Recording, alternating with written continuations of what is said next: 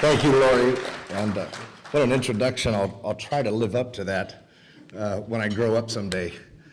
You have your stomachs full, and so the last thing you need is a droning speaker that sends you into a lunchtime coma. So I will do everything in my power to excite you, invigorate you, and get you to go back to work and be more productive than you've been all week. Of course, we're not deep into the week, so you can... I do want to introduce a few people myself. Former Mayor Guy Bjerke, it is a delight to have you with us today. Thank you very much. And it is Pleasant Hill Mayor Ken Carlson. We're going to work on marketing you a little better and as well. And then also Pittsburgh Councilmember Sal Evela, a good friend of mine as well. Thank you so much for being here and in support. I do have my colleagues with me that are here today. We have Vice Mayor Laura Hoffmeister. Thank you for being with us.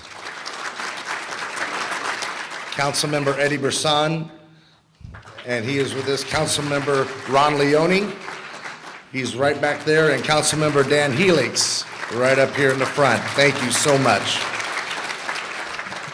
I wanted to introduce the city staff, not the whole staff, we'd be here too long, but the city staff as far as the heads of departments and directors, and then help you to get to know them just maybe a little bit better. For instance, Valerie Baroni, who is our city manager, and she actually got her calling to serve the public by having to go to the Philippines with the Peace Corps for 3 years. And I don't know how the Philippines and the Peace Corps caused you to have public service desire, but must have been pretty good. And a very interesting fact about our city attorney, Mr. Mark Kuhn, who is right up in the front, his great aunt is Zsa Zsa Gabor. And then our city clerk, Joelle Faulkner, grew up in the John Sweat House, which is a historical landmark for the father of the California public school system. Joelle, where are you? There she is, right over there. And then we have Jovan Grogan, our deputy city manager. He lived in Rome for 6 months, but here's the real interesting part. He snorkeled in the Red Sea. Where is Jovan? There you are, right there. Good to see you. Victoria Walker, these are our department heads. Victoria Walker, our Community and Economic Development Director, and her favorite ice cream combination is fresh peach and black licorice. You know, all I know is that my wife one time sent me out to the store in the middle of the night to buy lime sherbet and tomatoes, but there was a reason why. Then we have our Director of Finance, Karen Reed. Karen went on an exotic vacation, a self-guided 5-day sailing trip to, what is it, Elsamar in the Netherlands. So we have world travelers on our staff. Our human resource, Karen Reed, where are you? Are you? There you are, right there. And then Laura Brunson, our Human Resources Director. You know, she's been playing the guitar since she was 7 years old. That's when the guitar was actually bigger than her. So our Director of Human Resources, and then Information Technology Director Jeff Lewis. This is a pretty amazing stat. So if you want your kids to be on a winning team, you must recruit this guy to be the coach of whatever team it is, because he coached 16 seasons in youth baseball, 5 seasons in youth soccer, 2 years of youth basketball, and out of the 23 seasons that he coached, 17 of those, his team got first place. Yeah, not bad. Where are you? There he is. Joan Carrico, our Parks and Recreation Director, paddled a 100-mile wilderness waterway at Everglades National Park in a canoe for 10 days. I could have found better things to do, but that's all right. Very good. And then Chief Guy Swanger actually spent his summers as a youth working as a farm laborer in the fields of Imperial Valley. So we're glad you finally made it up here to Concord. And Justin Azell, our Public Works Director, is quite the traveler. He's been to the Mayan pyramids, the Yucatan Peninsula of Mexico, Stonehenge in England, and the Colosseum in Rome. Now, here's what he's really bragging about, is that he's actually been to Graceland in Memphis. He is an Elvis fan, so. And then Mike Wright, our Director of Concord Naval Weapons Station. And he must really, really love Concord, because Mike actually once held a public workshop in the, how do you pronounce this? The Inupiat? Inupiat Eskimo village. He held a public workshop there on the edge of the Beaufort Sea. The high temperature that day was minus 58 degrees.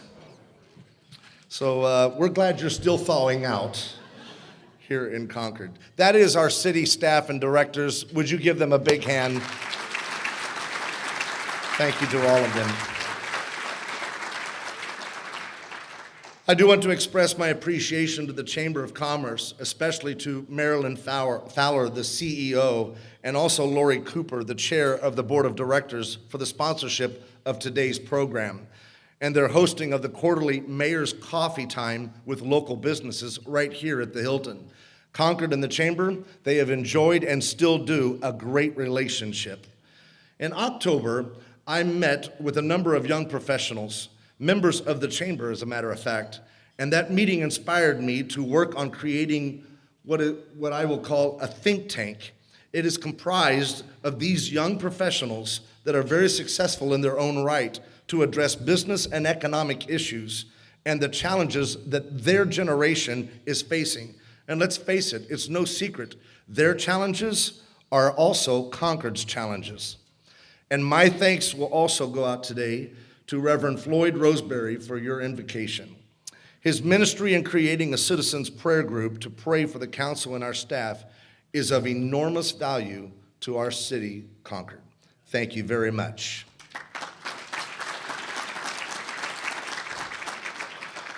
It is an honor today to present to you the state of the city, and I am grateful for the opportunity to serve the community where I live with my lovely wife, nearly 27 years, Tammy.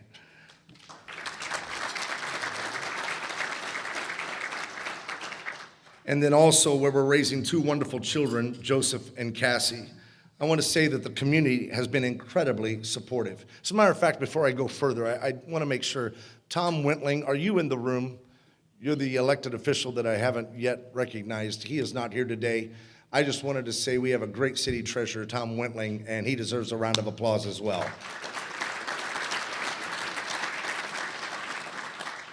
I believe it is the intention of elected officials and governmental staff to serve the well-being of each and every one of us. We try to remember this when we have to grapple with bureaucracy. There was no need for many regulations when there were only two people on the earth. There was only one single rule: don't touch the apples on the tree.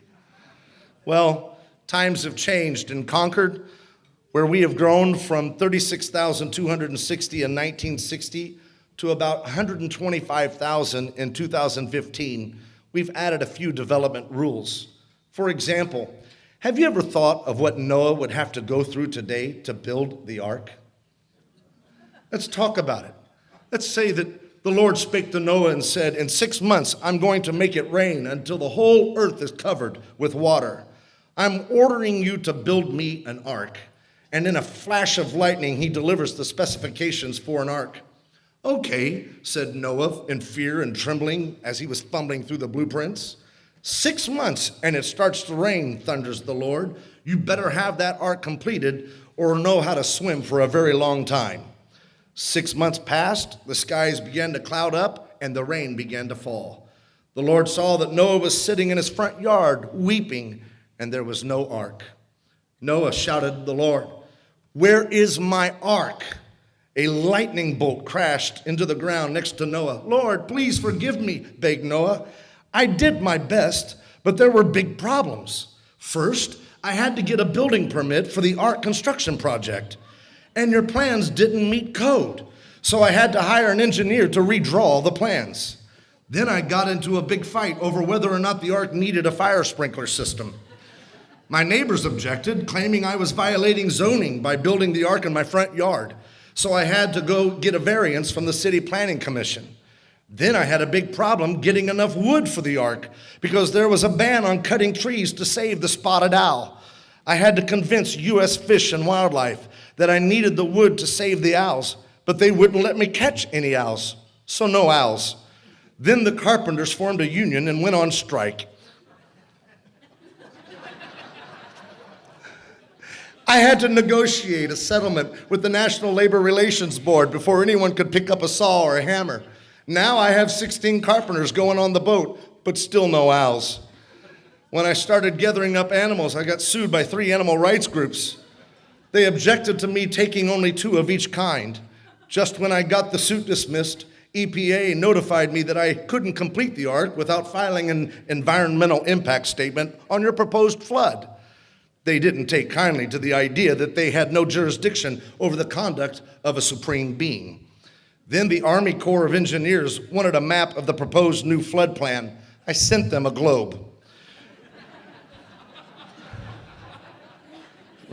Right now, I'm still trying to resolve a complaint from the Equal Employment Opportunity Commission over who I'm supposed to hire. The IRS has seized all my assets, claiming I'm trying to avoid paying taxes by leaving the country. And I just got a notice from the state about owing some kind of a use tax.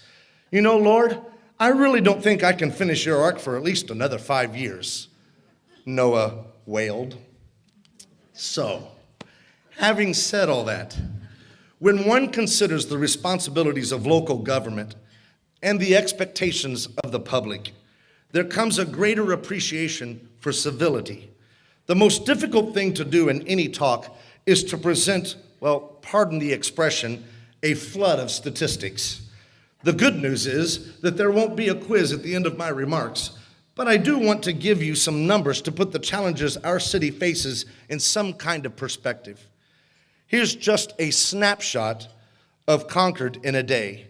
There are over 383 miles of sewer, which translates into 1,287,361 linear feet of sewer. Over 14,800 signs are inspected and maintained, along with maintaining, repairing, and replacing over 8,200 city-owned streets, including 150 signalized intersections with over 6,000 LED lights. We have 1,425 streets that computes into 875 curb miles, 4,620,000 linear feet of street surface, which translates into 59,500,000 square feet of asphalt, along with 231 miles of storm drains, 6,000 storm drain catch basins, and over 13.5 miles of drainage channels and ditches. There are 1,195,339 square feet of medians and roadside of our streets. In addition, there are 26 parks with over 31 million square feet of grass and a multitude of play structures. The city has 261 vehicles and provides maintenance services to 7 other outside agencies. As a matter of fact, I want to take this moment to thank each of our employees, both sworn and non-sworn, for the great service they provide to deliver the quality of life we have grown to expect every day.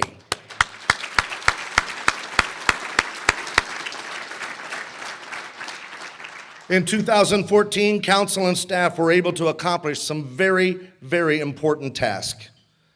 One of the ones that we're most proud of, the new Live Nation contract at the Concord Pavilion, reversed a negative situation and gave us a positive and financially favorable season.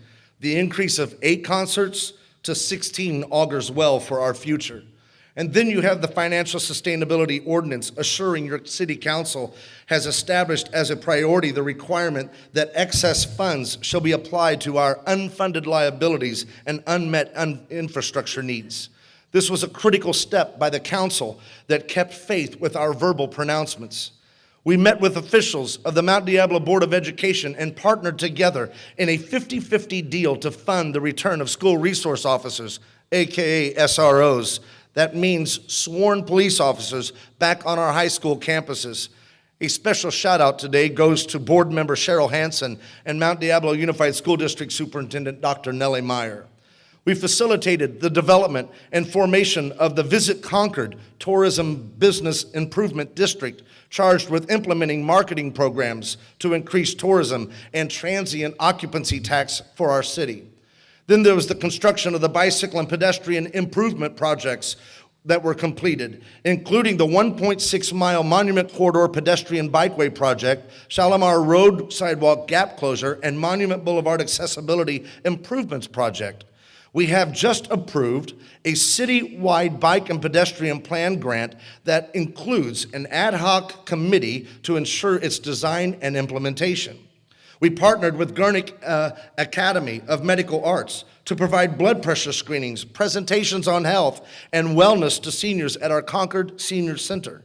The partnership also provided an opportunity for nursing students to gain valuable geriatric patient experience. The first cycle of Concord Pleasant Hill Healthcare District Grant Awards was implemented. 18 grant applicants were awarded, are you ready? $204,000 of healthcare district funds. An online application process was developed to automate applications, reporting, and monitoring of the program. We received the Arbor Day Foundation designation as Tree City USA for a superior urban forest, as well as the Growth Award to recognize environmental improvement and high levels of tree care. We also have worked very hard to attract business such as AssetMark, Fresenius Medical Care, Concord Mazda, and even the upgrade to Concord Audi. It is what we have accomplished that gives me the hope to envision great things for our future, for Concord's future. The biotech industry is looking for a home, and Concord is the perfect place for a biotech home. Commercial and light industrial space is ample and is adjacent to BART stations in two, not one, but two locations in Concord. 30 acres and 500,000 square feet of office space right now, which is right next to a major freeway, will be hitting the market very, very soon. Recently, I was in Sacramento and I had a meeting with the Deputy Director of the Economic Development Department of the Governor's Office. The meeting has created a very new and vibrant relationship between Concord and the Governor's Office of Economic Development, being that biotech is top priority of that office as well. Needless to say, they are ecstatic about Concord and its potential with all that we have to offer. There are 58 acres that the Coast Guard needs to come to terms with and allow us to provide senior affordable housing and housing for veterans, especially those that are wounded in battle. This could potentially happen in a fraction of the time that we have experienced with the Concord Naval Weapons Station. Speaking of the Concord Naval Weapons Station, it is closer than ever to the final steps of transfer of 5,600 acres. And we are proud to have preserved over 2,000 of those acres for open space under management of the East Bay Regional Park System. I just returned from Washington, D.C. this past week, where I advocated for a more expeditious way to progress through the final stages of this transfer. Concord needs the land that is adjacent to the BART station on North Concord BART for the commercial development, including some mixed use. And by making wise development decisions, we have the opportunity to secure the financial future of Concord for many, many generations to come. In addition, the unanimous support of my colleagues made the policy called Concord First a reality. This assures that future local jobs that pay livable wages are made available first to those who live within the region. It also assures that local businesses will be given first opportunity to provide materials and services for the development of the Concord Naval Weapons Station. This makes it possible for residents and businesses within the region to benefit most from the development of the Naval Weapons Station.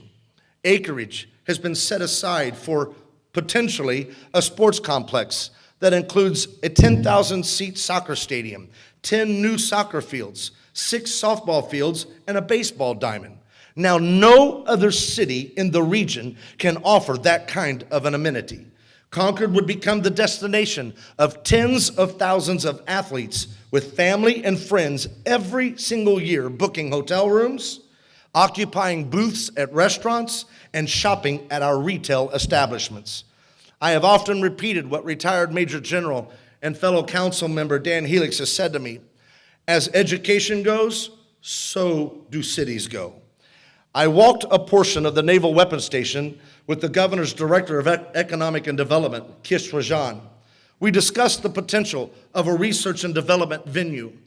Think of the worldwide impact of creating a hybrid campus that brings the business culture of a Cal State and the agriculture environment of a UC together on one campus site, namely the 110 acres set aside for such on the Naval Weapons Station. That's not just pulling something out of the hat. There's a precedent for this. This has been done in other states where two universities create one single campus. In Indiana, Purdue University in Lafayette and Indiana University in Bloomington came together to create Indiana University, Purdue University, Indianapolis. Indianapolis just happened to be the middle point between those two universities. That university today has 30,000 students every single day, all year long, on its campus in downtown Indianapolis. That can happen right here in Concord, California. And through innovation, we could design a way to raise mass crops with the fraction of water that we conventionally use today. I'm appealing to the governor to take the appropriate action to make affordable education available to Contra Costa young people. We are the only county in the entire state of over 1 million in population that does not have a state college or university. You know what this means? Our young people are forced to leave our county to acquire affordable 4-year degrees, and they are not returning. This means that we are losing talent that is filled with creativity and innovation, all of which directly impacts economic development. Businesses want to know 3 things about the city they are considering calling home. Number 1, is it safe? Number 2, is the infrastructure adequate? And number 3, are there skilled workers available? First, I want to express my appreciation to the men and the women of Concord Police Department for the excellent service and the high regard for the community in which they deliver that service. We must continue to adequately fund public safety and work together to keep our neighborhoods safe. As a matter of fact, you should be able to walk down the street of your neighborhood at any time of the day or night and not have to worry whether or not you'll return home alive. Furthermore, we need to know that if there is a crime, it's going to be dealt with and dealt with promptly. I want to thank our Public Works Department for the great job that they do. Streets and sidewalks are just as important of an economic development driver as anything else. The challenge is that sewers are too. Spend $425,000 on parks and people experience a feel-good moment because they see it. And the same with streets and sidewalks. However, spending millions on sewers and people say, for crying out loud, what happened to my tax dollars? You see, they can't see it. And that is as critical infrastructure as the sidewalk you walk on or the playgrounds your children play on. And it all cost money. Fortunately, Concord voters, they got it. Voters approved the extension of Measure Q by a resounding 77%. That directly impacts our ability to attract viable business to our city, creating more jobs and elevating the quality of life at the same time. I recently attended the State of the Union and listened to the President's proposal for free junior college education for everyone. Has anybody ever tried to enroll your child in DVC classes lately? I'm not sure logistically how that's going to happen. Concord has the opportunity, though, to become the center of research and development. The space is available, and there are people willing to learn. By partnering with private sector, we can facilitate learning environments that include certificate programs, apprentice programs, as well as associate degree programs. I met with members of Congress requesting after the State of the Union speech that funding for education be flexible enough to accommodate junior college equivalent programs so that those forced away because of a lack of availability could still obtain education elsewhere. And by taking education to the next level for everyone, the supply of skilled workers will meet the needs of startup businesses, businesses relocating, and businesses that are expanding in our own city. All of this will bring the kind of jobs that offer salaries to live and work in the same place. Better yet, we have opportunities right now to create an environment where income equality is diminished. Let's just say, teachers should be able to afford to live in the city they teach in. I'll say it again. Teachers should be able to afford to live in the city that they teach in. I urge my colleagues serving locally, along with county elected officials and state legislators, to create policies that promote a strong business environment while making affordability to live in this state an actual reality. I have a very, very important announcement to make today. Within just a few days, the Central County Family Justice Center will open its doors for the very first time in downtown Concord. It is said that 50% of all crime in America is committed by someone who in some way, shape, or form has been directly impacted by domestic violence. We have the opportunity to attack that epidemic head on. The Family Justice Center is a one-stop shop with wraparound services to assist victims in domestic or victims of domestic violence. As a matter of fact, providing such a service means that the victim will not be forced to have to go back into a life-threatening or an abusive situation. It goes even one step further. The children that are exposed to domestic violence, they're drawn out of that violent environment and taught that violence should not be and is not a way of life. By partnering with the West County Family Justice Center and planning on an additional Family Justice Center in East County, we will have developed the first in the nation county-wide Family Justice Center network covering 19 cities and over 1 million people. This would not have been possible without the leadership of Chief Guy Swanger, Captain Dan Seary, Director Susan Kim, and Devorah Levine, and the unwavering support of my very supportive colleagues on the council. Thank you very much.